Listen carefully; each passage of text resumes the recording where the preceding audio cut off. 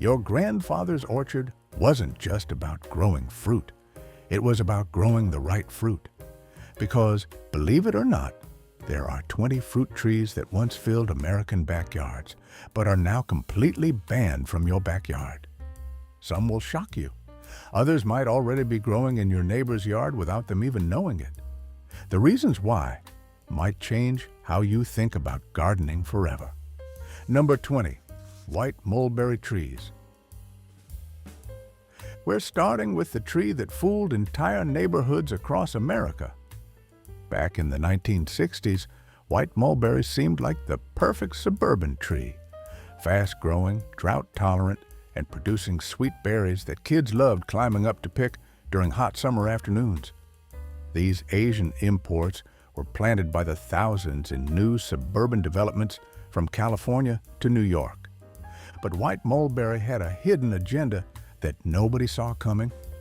Its pollen became one of the worst allergens in American cities, sending thousands of people to emergency rooms every spring with severe respiratory problems. Worse yet, white mulberry spread so aggressively through bird-dropped seeds that it crowds out native trees like the maples, oaks, and elms our grandfathers planted with pride. By the 1970s, city after city began banning white mulberry planting. Phoenix, Las Vegas, and dozens of other municipalities not only prohibited new plantings, but actually required property owners to remove existing trees. What seemed like the perfect suburban shade tree became public enemy number 1. Number 19. Jujube Trees, Chinese date. The jujube arrived in America during the early 1900s with the best intentions.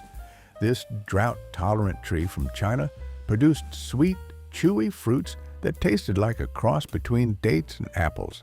Agricultural extension offices promoted jujube as a miracle crop that could thrive in the arid West where other fruit trees struggled and died. But jujube had conquest in mind, not cooperation. The trees spread through aggressive root suckers that could emerge dozens of feet from the parent plant, and birds carried the seeds far and wide. Within decades, jujube had created impenetrable thickets across thousands of acres of farmland, choking out native vegetation and making the land completely unusable for agriculture. Several states now classify jujube as a noxious weed, and property owners can face legal action for allowing the trees to spread onto neighboring land. What started as a promising solution to drought-prone agriculture became an invasive nightmare that continues to cost millions in control efforts. Number 18. Loquat Trees. This innocent-looking evergreen tree with its clusters of golden apricot-like fruits seemed like the perfect addition to suburban landscapes across the South and West. Loquat trees were widely planted in California, Florida, and Texas during the mid-20th century, prized for their attractive foliage and early ripening fruit. But loquat trees were quietly restricted across citrus protection zones when agricultural authorities made a disturbing discovery. These seemingly harmless ornamental trees were serving as perfect hosts for the Asian citrus psyllid, a tiny insect that carries citrus greening disease. The insects used loquat trees as stepping stones to attack commercial citrus groves worth billions of dollars. What looked like just another attractive fruit tree became a biological bridge that threatened to destroy citrus industries that had taken generations to build. Today, many citrus-growing regions prohibit loquat planting entirely, and existing trees must be regularly inspected to prevent them from becoming disease reservoirs. Number 17. Pomegranate Trees. Pomegranates, with their ancient history and reputation as a superfood, seemed like the perfect addition to American gardens. These drought-tolerant trees produced ruby-red fruits packed with antioxidants, and they thrived in hot, dry climates where other fruit trees struggled. But pomegranates were temporarily banned in several citrus-growing states when authorities discovered they were serving as breeding grounds for Mediterranean fruit flies. The soft, juicy arils inside pomegranate fruits provided perfect conditions for medfly larvae to develop, and the timing of pomegranate harvest coincided perfectly with medfly reproduction cycles. During the devastating medfly outbreaks of the 1980s, every pomegranate tree became a potential biological weapon that could spread agricultural disaster across entire regions. Emergency quarantine orders required the destruction of pomegranate trees in affected areas, and many states implemented strict regulations that made pomegranate cultivation nearly impossible. Number 16. Sapodilla Trees. The sapodilla, with its sweet brown fruits that taste like brown sugar mixed with pears, was once a prized addition to tropical and subtropical American gardens. These slow-growing evergreen trees were imported from Central America and planted extensively in Florida, Southern California, and Hawaii. But sapodilla trees were restricted for decades due to the exotic insect vectors they carried from their native habitats. Each imported tree was essentially a Trojan horse, harboring insects and pests that American ecosystems had never encountered. These foreign invaders could establish new populations that would threaten native plants and agricultural crops. Even today, importing sapodilla trees requires extensive permits and inspections, making them virtually impossible for home gardeners to obtain legally. The sweet, tropical fruits that once graced American tables became casualties of our efforts to protect native ecosystems. Number 15. Guava Trees. Guava trees were once common in Southern California, Florida, and Hawaii, prized for their fragrant tropical fruits that could be eaten fresh or made into jellies and preserves. These fast-growing trees seemed perfect for warm climate gardens, producing abundant crops of vitamin C-rich fruits. But guava trees were outlawed in multiple states after becoming superhosts for Mediterranean fruit flies during the devastating outbreaks of the 1950s and 1980s. The soft, sweet flesh of guava fruits provided ideal breeding conditions for medfly larvae, and the tree's year-round fruiting habit meant they could support multiple generations of flies. During medfly emergencies, every backyard guava tree became a potential biological weapon. Government crews went door to door, marking guava trees for immediate destruction. Property owners watched as trees that had provided fruit for their families for decades were cut down and burned. The ban was so effective that most Americans today have never tasted fresh guava from a backyard tree. Number 14. Fig Trees. Here's where the story gets serious and the government's approach became much more aggressive. Fig trees had been a beloved part of American gardens since colonial times, brought by Mediterranean immigrants who treasured these symbols of their homeland. Italian and Greek families planted fig trees in their backyards from New York to California, carefully tending varieties that had been passed down through generations. But during the 1950s and 1960s, thousands of fig trees were ordered destroyed in California during massive fig wasp and fruit fly eradication campaigns. The fig wasp was discovered to be carrying other invasive insects that threatened commercial agriculture, and the soft, sweet figs provided perfect breeding grounds for Mediterranean fruit flies. Federal agents went door to door in neighborhoods with large immigrant populations, marking healthy fig trees for destruction. Families who had grown these trees for generations, many planted from cuttings brought directly from the old country, watched helplessly as government crews cut down their heritage plants. These weren't just fruit trees, they were living connections to ancestral homelands. The fig industry never fully recovered from these mass destructions, and many heirloom varieties that had been carefully preserved by immigrant families were lost forever. Number 13. Olive Trees. Olive trees, symbols of peace and prosperity that had graced Mediterranean landscapes for thousands of years, faced similar destruction during olive fruit fly invasions in California. These ancient trees had been planted by Italian, Greek, and Spanish immigrants who brought with them centuries of olive-growing knowledge. The Mediterranean fruit fly turned these symbols of abundance into biological weapons that threatened the entire industry. Even worse, the olive fruit fly, a specialized pest that attacked only olives, established permanent populations that made olive growing nearly impossible in many areas. Emergency government orders required the destruction of olive trees in affected areas.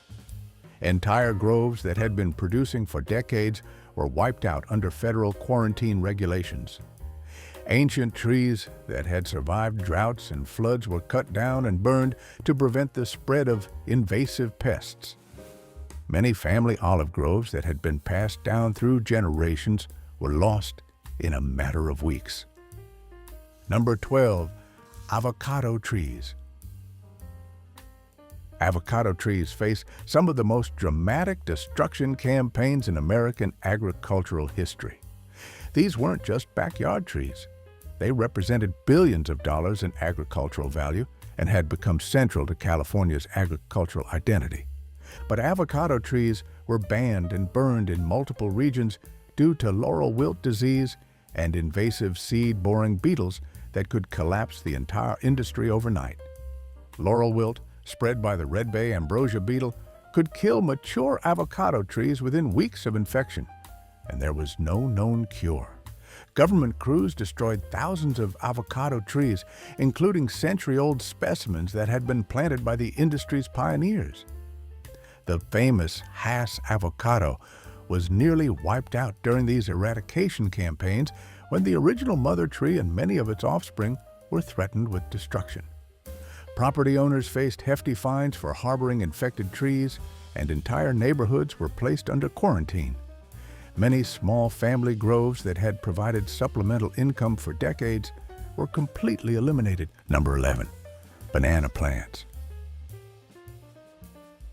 Banana plants were heavily restricted nationwide due to Panama disease, a soil-borne fungal infection that could wipe out entire plantations and remain in the soil for decades.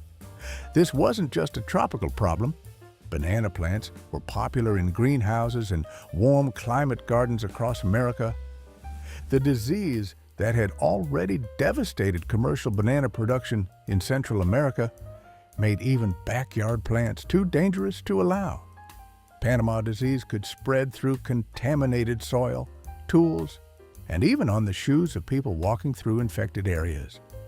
Many states implemented strict regulations that made banana cultivation nearly impossible for home gardeners. Permits were required, regular inspections were mandatory, and any sign of disease meant immediate destruction of all plants. Families who had grown bananas in their greenhouses for years were forced to destroy their plants or face federal penalties. Number 10, European gooseberry bushes.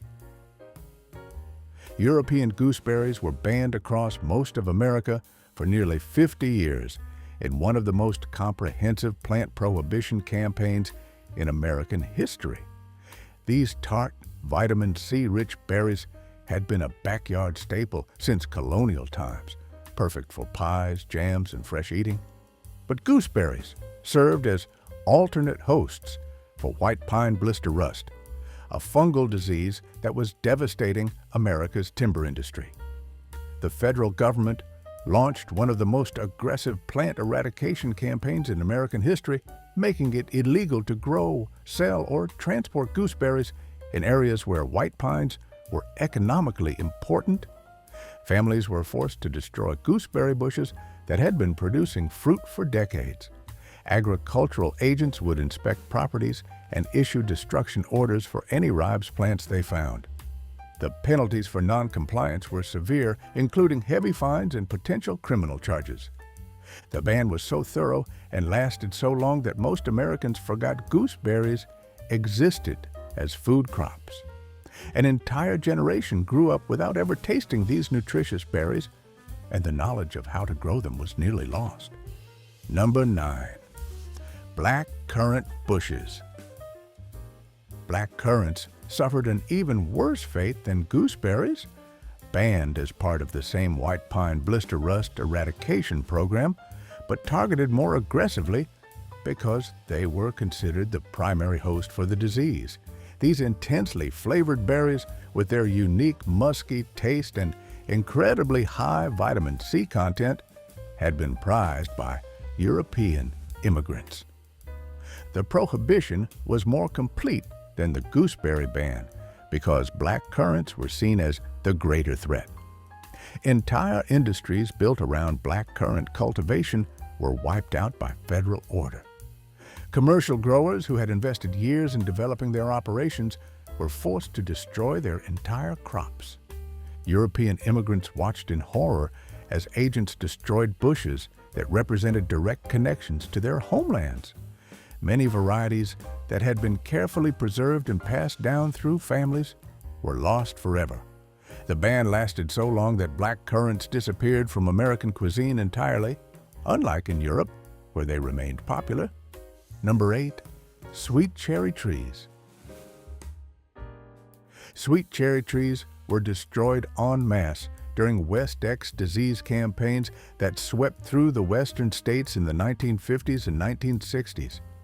This viral disease, spread by leafhoppers, turned productive orchards into biological hazards that had to be eliminated to protect the broader cherry industry.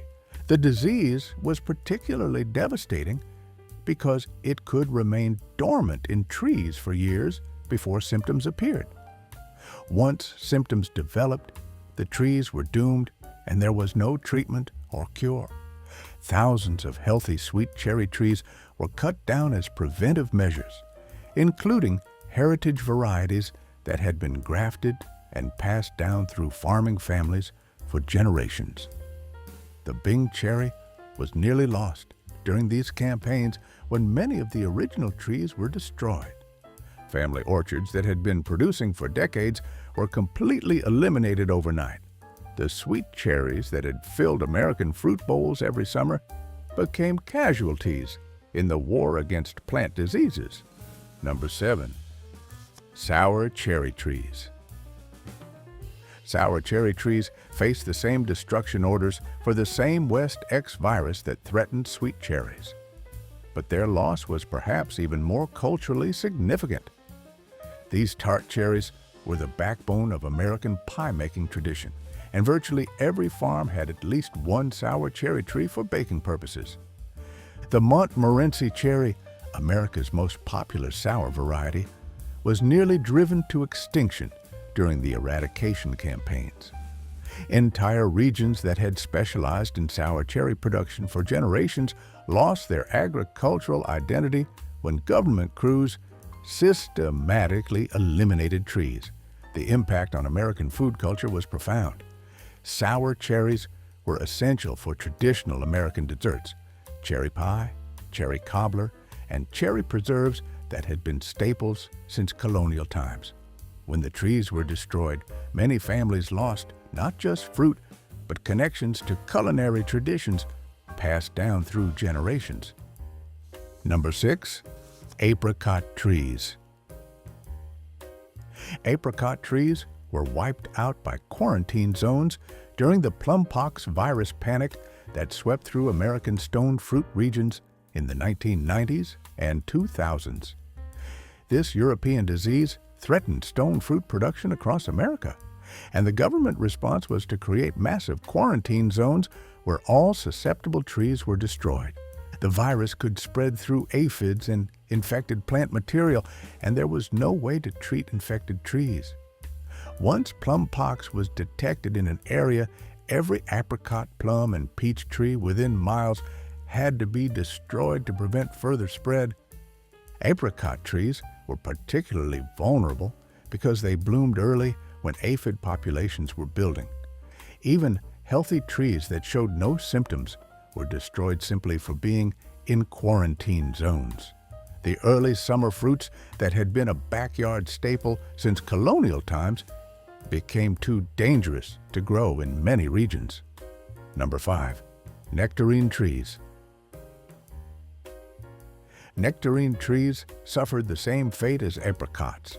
destroyed by the thousands during plumpox virus eradication efforts. These smooth-skinned cousins of peaches had become increasingly popular in American gardens, prized for their sweet flavor and attractive appearance. The destruction was particularly heartbreaking because nectarine trees were often planted as ornamental as well as productive trees. When quarantine orders came down, entire neighborhoods lost their ornamental trees along with their fruit production. Commercial nectarine orchards were completely eliminated in some regions, representing millions of dollars in lost investment.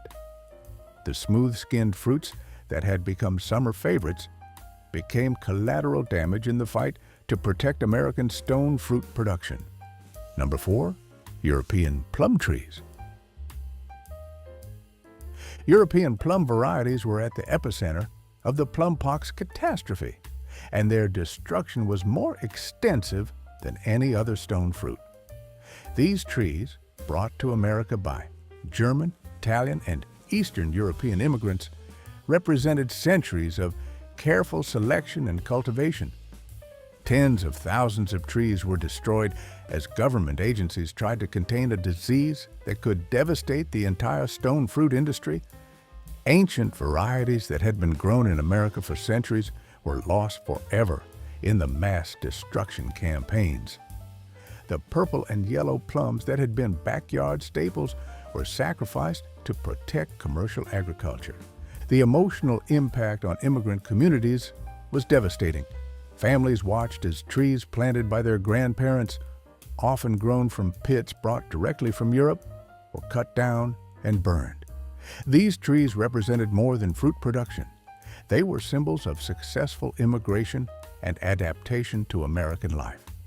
Number 3, citrus trees, homegrown. The destruction of homegrown citrus trees represents one of the most extensive government interventions in private property rights in American agricultural history. Millions of citrus trees were destroyed during citrus canker and citrus greening outbreaks that threatened to collapse Florida's multi-billion-dollar citrus industry. The diseases were so devastating that even backyard trees became potential biological weapons. Citrus canker caused fruit to become unmarketable and could spread through wind-driven rain, while citrus greening could kill trees within a few years of infection. Government crews went door to door in residential neighborhoods, marking citrus trees for destruction. Homeowners watched helplessly as agents destroyed orange, lemon, and grapefruit trees that had been family treasures for generations, often planted to commemorate special occasions or passed down through family lines. The emotional trauma was particularly severe in Florida, where backyard citrus trees were part of the state's identity. Families had built traditions around their citrus trees, making fresh orange juice for breakfast, sharing fruit with neighbors, and teaching children about gardening. When the trees were destroyed, these traditions died with them. Number 2, European barberry bushes. European barberry was banned by federal law in one of the most comprehensive plant prohibition campaigns in American history, and for good reason.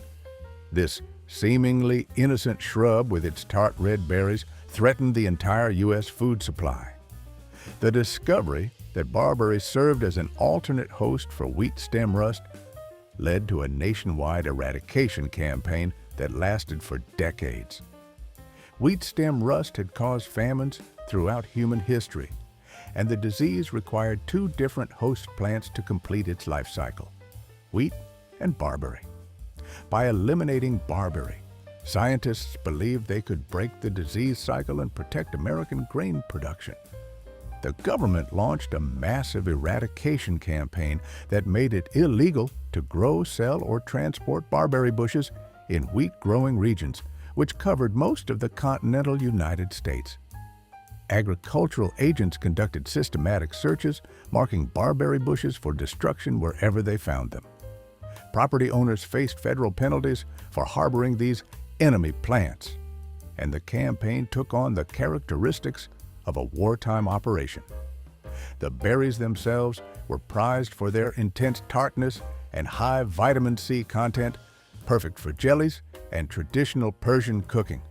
But the threat to wheat production was considered too great, and barberry was sacrificed to protect America's grain supply. Number 1. White pine host trees. At the top of our list are the fruit trees that triggered the most aggressive government eradication campaign in American history. Any plant in the ribes genus that could serve as an alternate host for white pine blister rust. This included currants, gooseberries, and wild species that most people didn't even know were related. The campaign began in the early 1900s when scientists discovered that white pine blister rust required plants in the ribes family to complete its life cycle. White pines were crucial to the American economy. They provided lumber for construction, masts for ships, and supported entire communities in the Northeast and Great Lakes regions. Federal agents conducted door-to-door searches that resembled wartime operations, systematically identifying and marking ribes plants for destruction.